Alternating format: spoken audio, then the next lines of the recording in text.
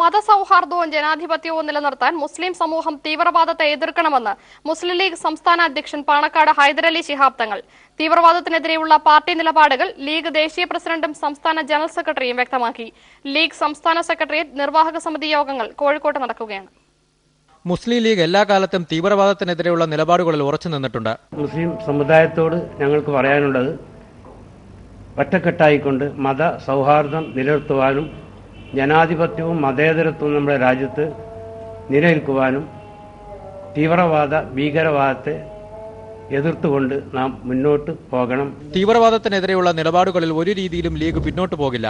സമുദായത്തിന്റെ സൽപ്പേര് നിലനിർത്താൻ പോരാടുമെന്നും ഇ അഹമ്മദ് പറഞ്ഞു. തെറ്റായ ചില തത്വങ്ങളിൽ വിശ്വസിച്ചുകൊണ്ട് ഇങ്ങനെയുള്ള കാര്യങ്ങൾ കുറെ ആളുകൾ ചെയ്തുകൊണ്ട് ഒരു സമുദായത്തെ മുഴുവനും അത്തരക്കാരായി ആരും കാണാൻ പാടില്ല. അങ്ങനെ കാണുന്നെങ്കിൽ തെറ്റാണ്, അത് രാജ്യത്തിന് ഗുണകരമല്ല എന്ന് കൂടി പറയും.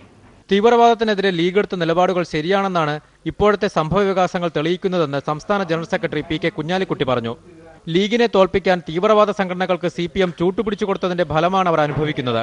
ഞങ്ങൾ ഇതൊക്കെ നേരത്തെ ആന്റിസിപ്പേറ്റ് ചെയ്താണ്, പറഞ്ഞതാണ്, ഭയപ്പെട്ടതാണ്.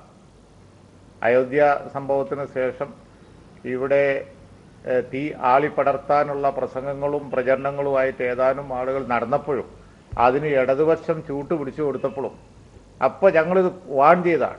ലീഗ് ഹൌസിലാണ് സെക്രട്ടേറിയറ്റും നിർവാഹക സമിതി യോഗവും നടക്കുന്നത്.